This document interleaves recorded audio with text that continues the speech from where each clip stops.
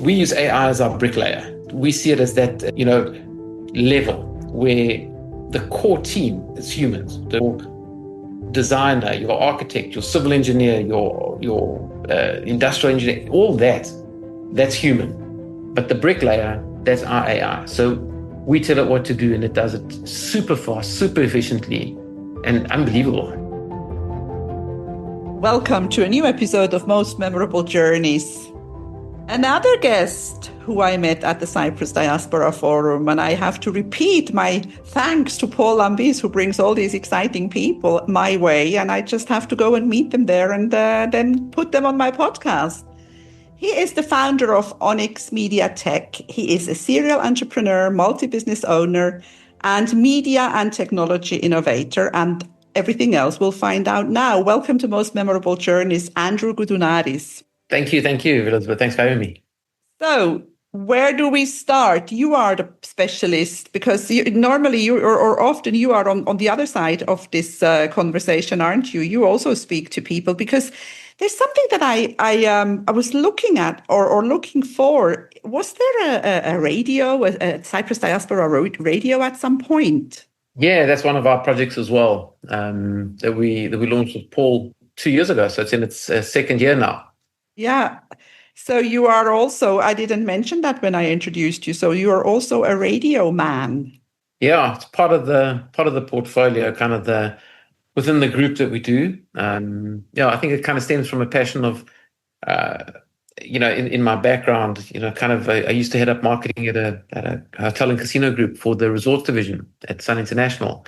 And within there, we kind of got into the discipline of, consumer behavior and influence on customers and, enhancing the experience. And when I left the company and went on my own, I was fascinated with this and kept, all those facets within the business. So the radio side from the audio influence and mood experience on customers, and then screens and marketing and all the other, cool tech that we got, get involved in.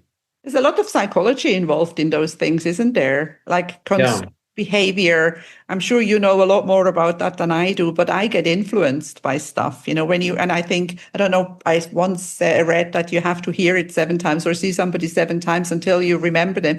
And I think you do get affected by these things when you are shopping, for example.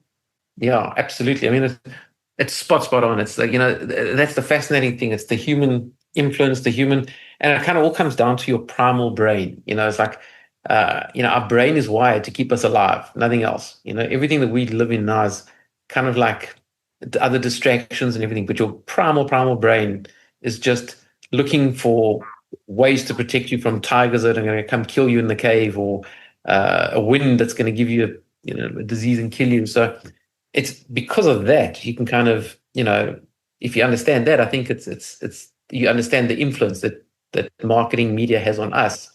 And then obviously, from the other side of the coin, but it's fascinating. I mean, like from the casino business, when we're in there, when I was in that, and it really stood out a lot, how, and it's not evil. It can be used evil, for evil, but if it's used to influence a behavior and influence the mood and influence your experience, you go to a place and you leave there thinking, I really love this. This is such a nice experience. It doesn't happen by accident. It's all been like strategically designed and put in place. So it's that whole tapestry, from, fascinating thing like the carpets on a casino floor. If you ask anyone about this, is my favorite story.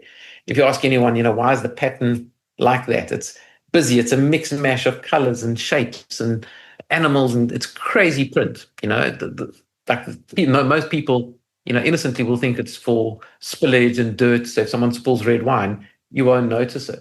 But what it really is one of the psychological bonuses of that byproduct is it makes you look up. Like your brain, it kind of hurts to look at that busy pattern, and it's not linear, and it doesn't follow any like sequential line, like a line of grout in a mall. When you walk, it's easy to look down. People are comfortable looking down, and you follow that line, and people tend to walk straight. But with a carpet being mixed up like that, your brain kind of like hurts and it forces you to look up. And if you're looking up, you can see, the environment, the offer, and the experience. So that, then the music, to make people, feel comfortable, to feel happy. You don't want to put anything that's got like a political association, and it's got a religious association, and that makes you feel happy, sad. And I mean, music can make you go to war. If you think back to the Scottish Highlands, and they had like, before they ran and, murdered each other on the fields, they would play drums, and they would really get that endorphins and the dopamine kind of going. So, within the music environment, so now you've got people to look up, then you've got the music environment to, make them feel comfortable, make them feel happy. One of our clients in the burger industry, the global client, their brief is make people feel young, and you do that with music because it's amazing that it like fills the entire area. You don't have to consciously engage with it. It reaches your subconscious. You can be talking to other people, and it's on a subconscious level, it reaches the theater of the mind. So you can, make people feel, which is what's fascinating about music. We also use music to like pair music with meals, pair music with experiences. So it kind of all starts coming together from that. I know the theme of your podcast is journey, but this is the customer journey. So it's amazing to kind of be involved in that. The air conditioners, we'd have the scent, perfectly curated and created so that you felt a particular way. Like in South Africa, the smell of happiness, was actually, like we had research companies that come in, and the smell of happiness was cut grass.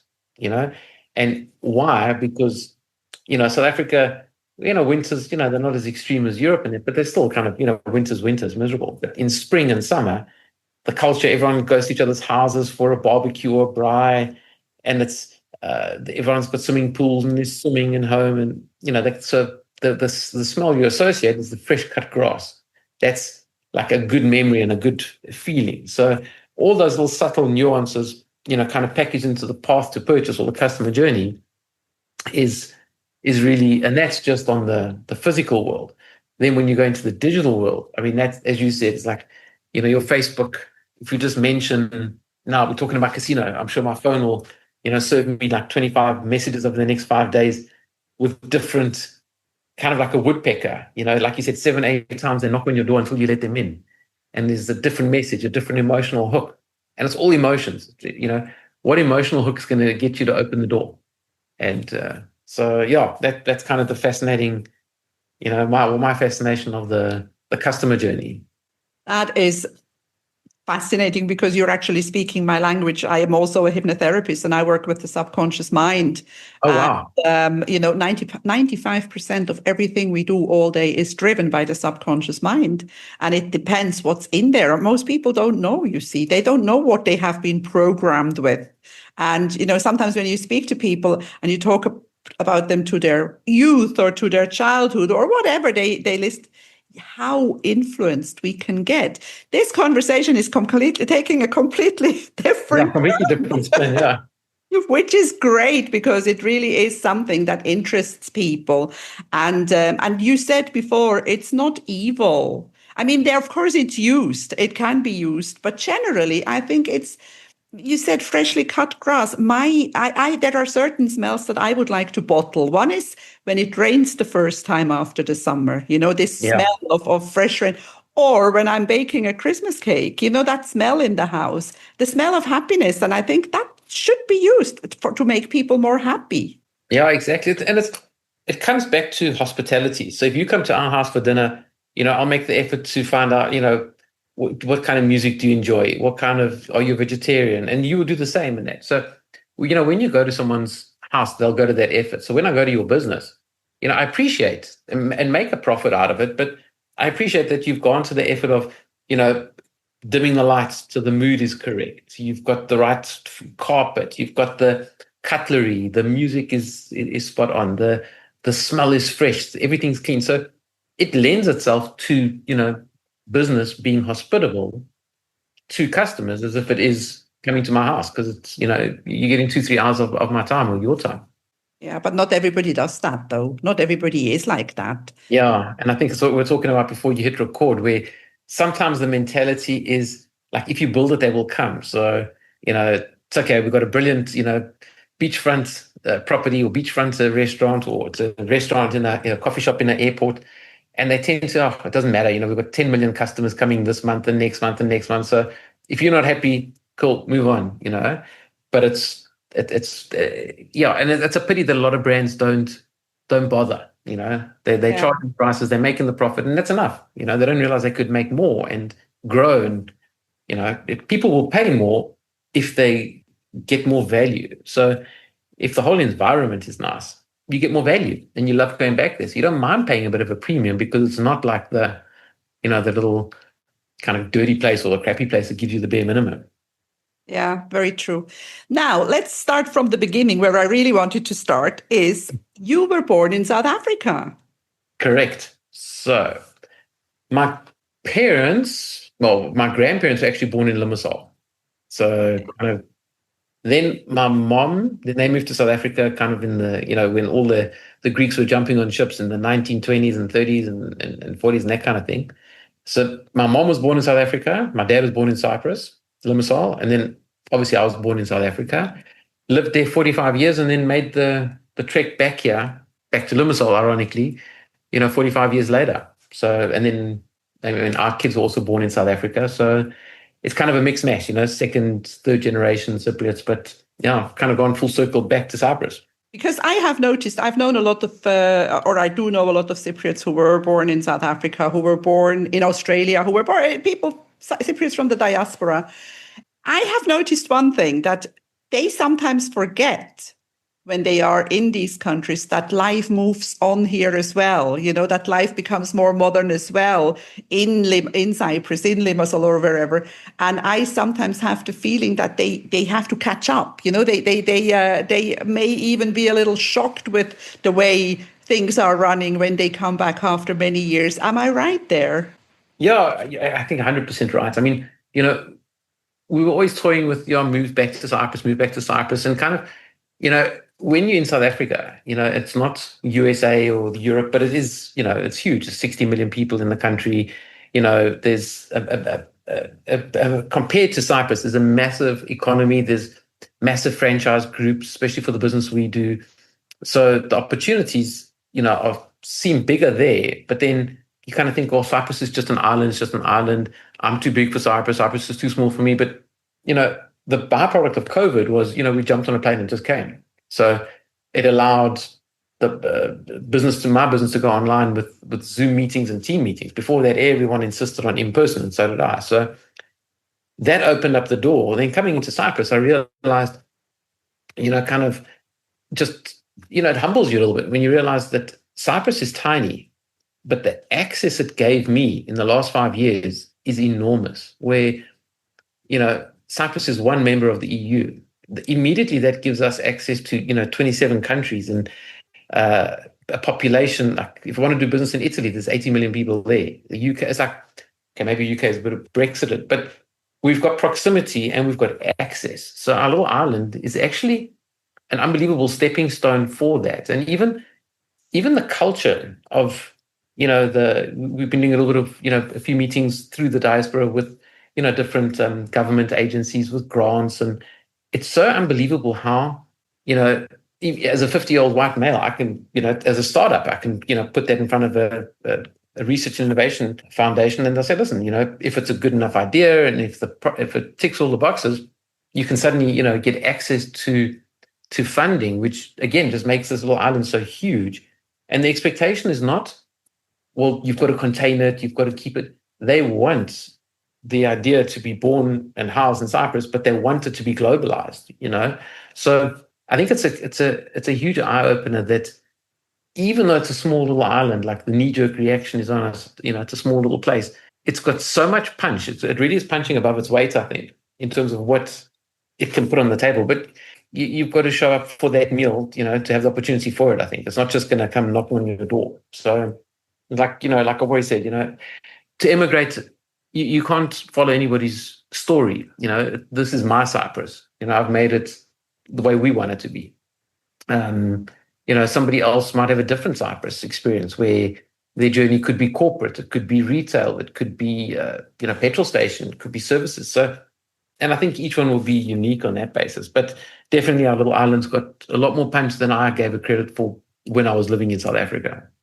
Yeah, that is very, very true. And I think that's definitely the upside of the pandemic. That's when, I remember my friends in Switzerland used to sort of fight for a home office day, and it was quite difficult to get it. And then suddenly it was possible, and then suddenly everything was possible. And it connected us with the world. This was the good part of it.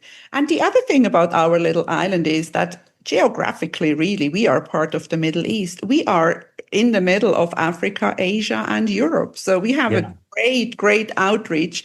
But we have very good technology, for example. I mean, like I'm in a group on Facebook with, just to out of curiosity, digital nomads. There are countries which have really bad Wi-Fi. So, they may be cheap, but if you can't work, you don't go there. And what's the point? Yeah. Cyprus has it all. Yeah, I must admit it does. And I think, getting to know a lot of the different organizations like within the government side, since the diaspora, they're doing so much to actually attract people. They're doing so much to, influence, Cyprus to be the little bit of a tech hub, where it's not just a flow through, to actually be anchored here and then service the Middle East and, as you said, Africa, Europe. Yeah, I mean, we're a European country in the middle of the Middle East. So it's amazing. I mean, Dubai's, you can go there for the weekend, you can go for business, you can Doha, Italy. It serves it all for us. Yeah, we're very close to many places. Now, I want to talk a little bit about Onyx Media Tech. What do you do? So that's a question my kids also ask me and their friends. It's like it seems like it's a lot of things, but it really, it's broken down into a couple of core disciplines. As I said, my background with the hotel, hospitality, and marketing side, I mean, I had the most unbelievable career at Sun International. It was like the best stage of my life. It was the best stage of the company. The leadership was amazing. It was very entrepreneurially driven. So you could, do what you had to do to get the job done as long as you got the job done and exceeded. So that gave me a good runway into my own Onyx group, as you know there. And within that, like I've probably got quite a bit of ADD in my brain. I can't kind of like just stick to one thing. I mean, if I share my screen, you'll see like 50 windows open here. So I started putting it all together, from the customer journey. And it's different parts within that we've kind of got a stake in. So the audio side, where we do the music, we're actually launching an unbelievably new swim lane in that space very, very soon, which I'll share with you. So we've got the music side, which is the audio. We've got the screen technology. We developed in 2012, 13, LCD screens that go fully clear, like a piece of glass, like you see behind me. And then it just kind of like wizardry, it turns into a digital screen. So I've patented that, manufacture those in Cape Town, South Africa. And then we ship those to clients in, the market seems to be quite receptive in America, South America, Mexico, and that. But yeah, I mean, unbelievable. Again, customer experience, it's disruptive technology. You don't expect to see a Heineken fridge or a Coca-Cola fridge, the glass suddenly turn into a screen. And then we embedded in that artificial intelligence from then, where we started using computer vision to tell advertisers who's standing in front of the screen anonymously. So GDPR compliance and all of that. But that fascinated me, that we could disrupt the market, do something that would delight customers and see, drive sales, and then go and tell the advertiser, hey, so many people looked at the screen. This is the males, how many male, how many female, how long they looked at it for. Did they open the door? How did that translate to sales? And we start seeing that lift. It's so rewarding. So that was then Onyx-Glass, which is the transparent glass. Onyx Radio is the radio side. And then the third pillar is Onyx Screen Media. And there we do our partners, and we do LED installations, large format billboards that you would see on the side of highways in buildings and that. And then we were also awarded exclusivity for all the digital signage at the corporate-owned stores of Shell petrol stations across South Africa. So we've got about 600, 700 screens in about 300, 350 locations. And we manage all the screens, the advertising, and then we've got the cameras, which tell us, again, the audience metrics and analytics. So it's all customer journey within a marketing and the real world space. And because we collect that data, we've got like an intersection between online marketing and normal traditional marketing. So that's kind of in a nutshell, the radio business, the screen manufacturer side, and then the screens and advertising sales management across the Shell petrol station. Interesting. Now, you mentioned AI.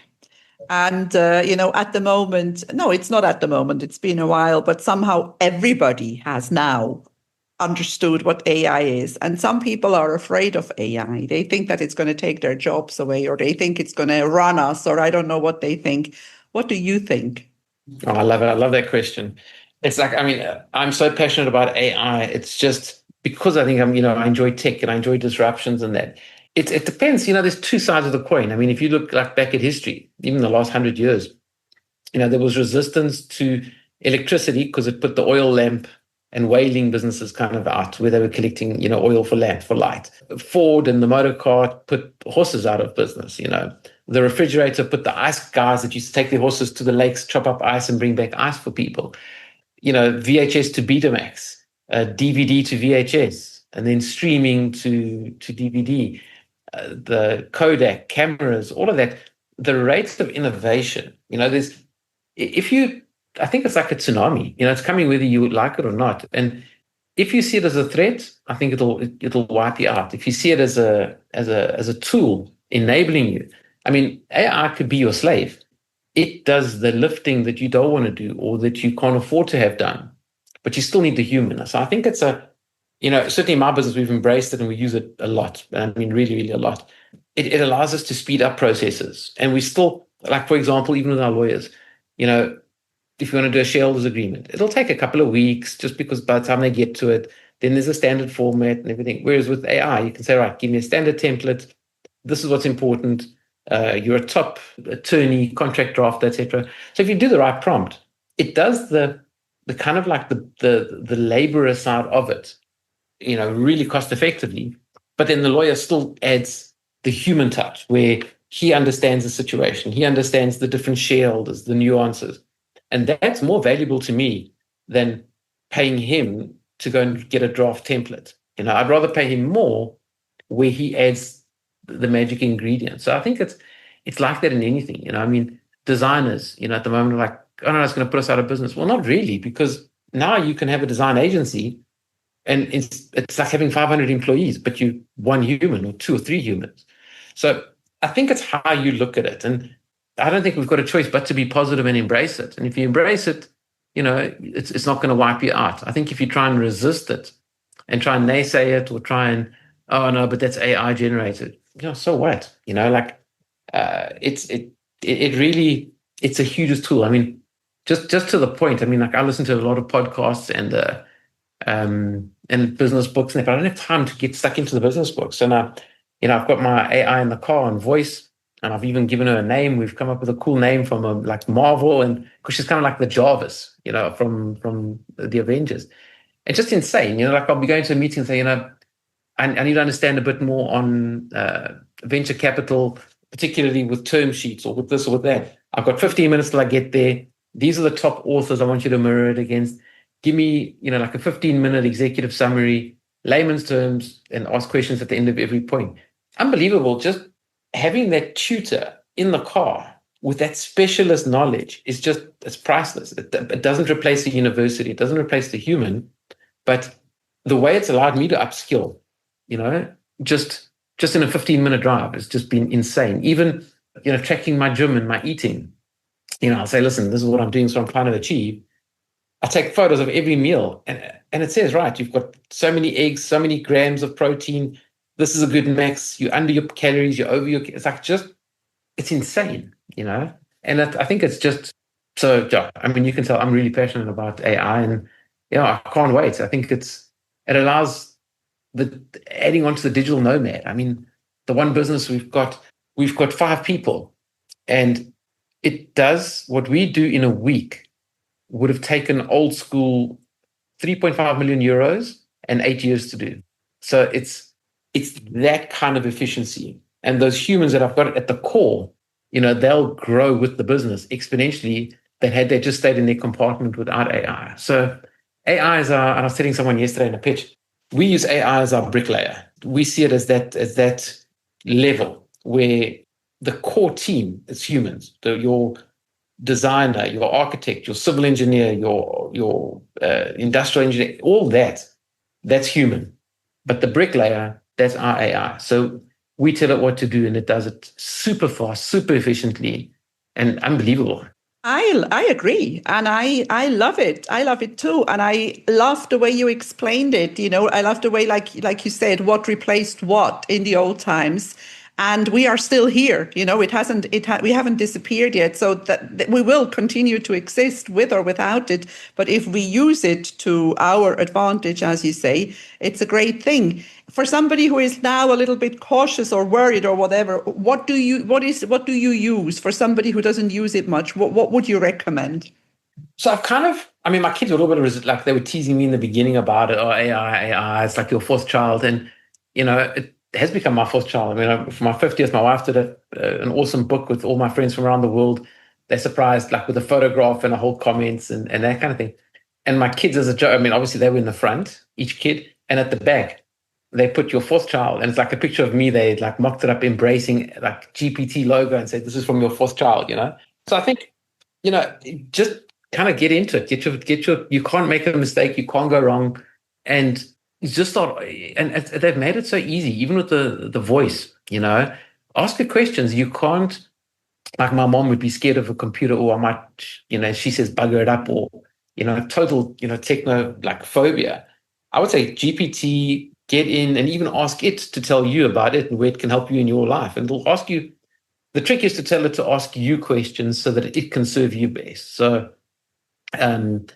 study guides for the kids, your tutor, you tell it, I'm at this level of math and I'm struggling with this, help me understand it and until I get it. And so I would say just look at any area of your life, any area, where you need a personal coach for nutrition. Doesn't replace a nutritionist, because it's still a human. You go and you have a conversation with it. That's real. But every day you can't have your nutritionist come to gym with you or come to every restaurant. And every time you want to get an app, it's $20, $20, $20, $20. AI is doing it all for you. So I would say GPT, as the kind of grandfather of it, just jump in. Excellent. And, it's the usual kind of garbage in, garbage out. It depends what you tell it.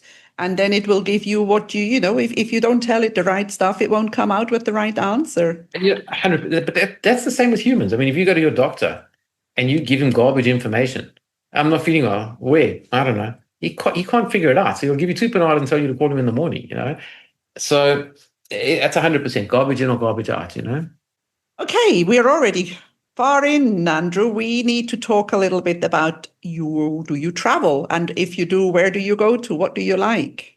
Sure, travel, yeah. Addicted to travel. I've traveled like really, I mean, I was fortunate enough to travel when I was young.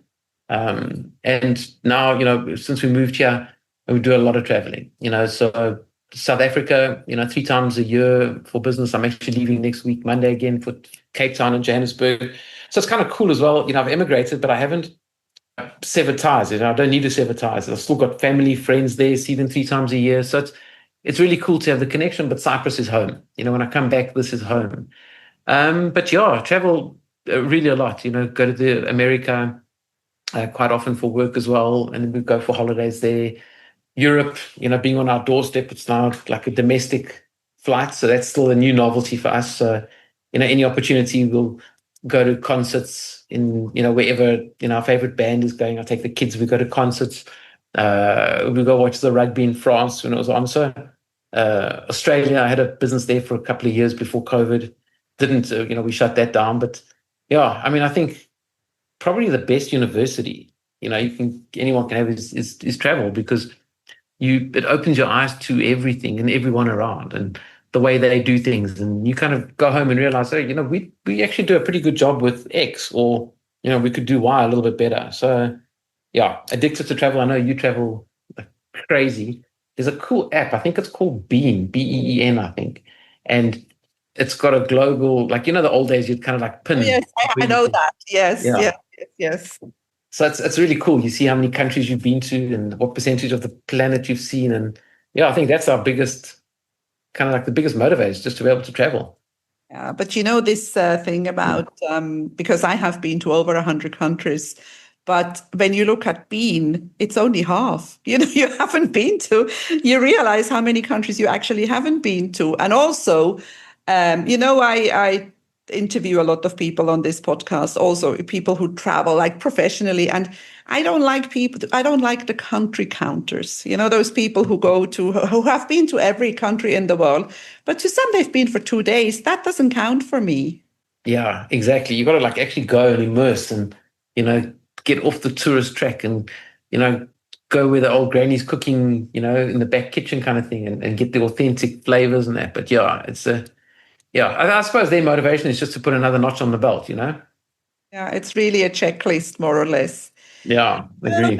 Right. I think we're done. We're coming to the end. Any exciting plans? I mean, you said you were going to South Africa. Are you going away with the family at all this summer? Yeah, so we've got South Africa now. Well, I've got South Africa for a couple of weeks for business, and the good thing is I always do Cape Town and Johannesburg, so Cape Town's always beautiful, amazing. Then we come back. We've got a little bit of Ayia Napa, Protara, and then we've got a wedding in Crete, and then come back, and then we're taking my son get my son settled in the UK. He's going to start studying that side, and then I might do a course at Berkeley University in September as well. I'm trying to see if I do that. So that's kind of our travel plans till October. A lot of great plans, so a lot to do. That's it from my side. Thank you so much for spending time with me. Thank you for Thank you. I can't believe that was an hour. That was so much. It wasn't an hour. I do 25, 40 minutes. Okay, good. Because I said, time does fly when you're having fun. Thank you. If you enjoy my podcast, please like, share, and subscribe to my channel. You will find all the information in the show notes.